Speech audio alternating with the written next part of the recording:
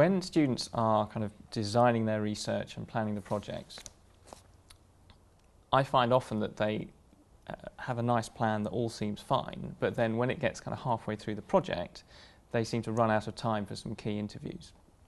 And why do you think this might be? Well, the interesting thing is that in a student consulting project, you've got a lot of resources. You've got money, you've got work hours by the group members, and you've got calendar time. If you look at those three resources, money is not usually a constraint.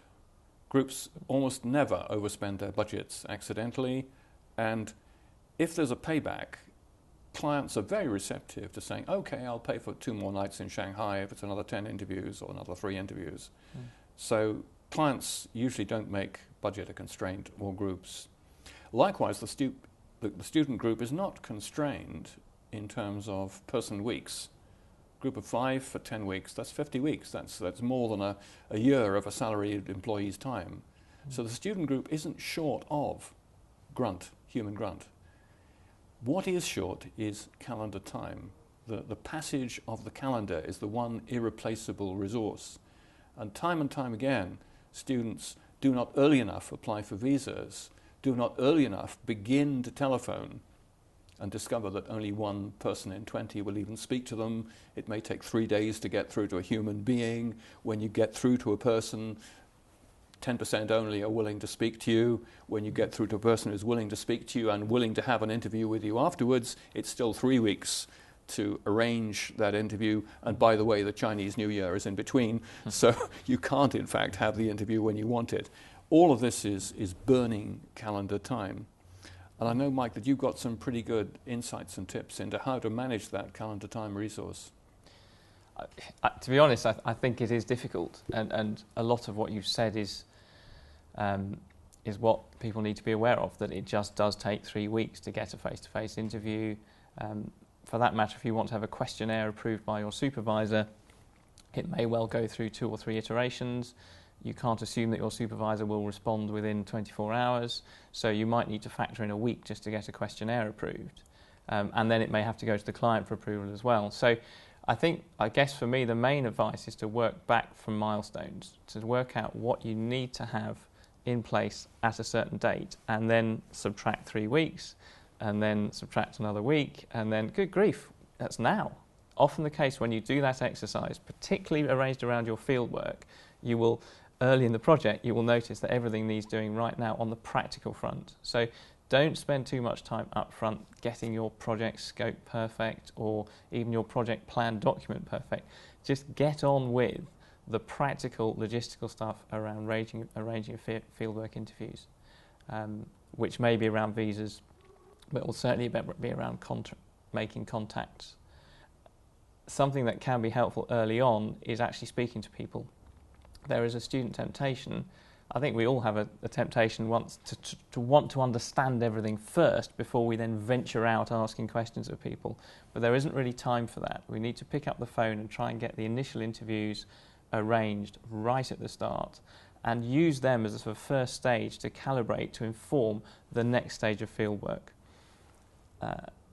Another piece of advice, I guess, is around not thinking in a linear fashion. So again, a lot of project plans I see have a Gantt chart which kind of starts over here and then comes down to here and then to there and then to there in a nice kind of linear sequence where all the tasks follow on from each other. Some advice I got very on in my consultancy career, when you were kind of stuck for something to do, is just pull tasks forward. A lot of the tasks that you think you might want to do, you can do now, or you can start on them now. Although you might want a bit of logical information that would help you do it better, you can actually still do quite a lot now. So all the time, look for tasks to pull forward, so that you're never sort of sat around thinking or waiting on people. Clearly, there's a lot of tips about how to arrange interviews and how to try to keep control of a conversation by email rather than just leaving it to someone to get back to you. And that's a whole lot of other detail that individual supervisors, I'm sure, can help explain how to deal with. The other thing perhaps I'd bring you in on is the whole thing about cold calling. And some groups may have to cold call and market research, perhaps in a different country, and want to set up interviews with people who have absolutely no knowledge of the project. And that can be particularly hard. I was supervising a group last year who I think made something like 500 or 600 calls to set up their interviews, and even then didn't get as many as they wanted. Do you have comments, I believe you do, on the process of how to get the most out of that situation? I think you've got to manage it as an actual business operation. That is to say, take your 500 or 600 call activity. This is because calendar time is short, you've got to almost run it as if it was a professional production process. The product is going to be interview appointments that are realizable. So what you need to do is to say, per calendar day, how many times am I trying to make a telephone call? How many times is any member of the group trying to make a telephone call? What's our attempted call rate? What's our success rate in getting through? What's our success rate within that of actually getting somebody to talk to and say anything to us? Within that, how many people are willing to be interviewed on some date yet to be decided? If you look at those rates per calendar day, you can calculate whether or not you are making enough attempts to call, to get enough connected calls, to get enough interviews within the calendar times. So what you need to understand is your hit rates, and if the hit rates aren't working right, you need to do more work. So you need to up the rate at which you're making telephone calls. But whatever the hit rate is, if you're running out of calendar time, then what you're going to see is your required hit rate for the rest of the project is kind of rising. In other words, if you're making 100 calls a day and you're only getting one interview a day, but you look at your work plan and you need to get 2 interviews fixed a day, then you clearly need to double your work rate. And the longer you leave it, the faster that required work rate grows. That can explode towards the later stages of the project. So it's a bit like the kind of the run rate graphs in the one-day international cricket, as you see. As for those of our students who understand international cricket, yeah, if the required scoring rate is rising, you ain't going to do it. You probably you have to change your game, or you're not going to win this match.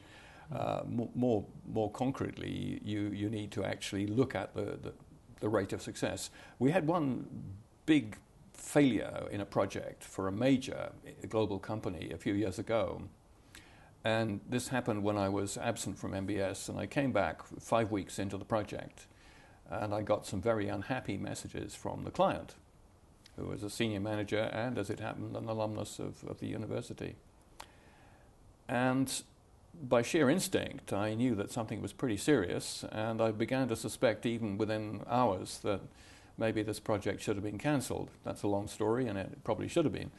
But the interesting thing was that right at the end of that project, I went back and checked my gut feel, and I realized that the group had made such slow progress by week 5 in even getting interviews inside the client company, and that's borrowing the client's watch to tell them the time. Anything the client tells you is by definition not data for your client. So that's zero value for the client. Even all of those had not yet been programmed by week 5. And when I actually looked at the run rate, the hit rate that was required, it was already impossible to execute the project effectively at all. So, in a way, my instinct was right, but I could have backed it with hard numbers retrospectively.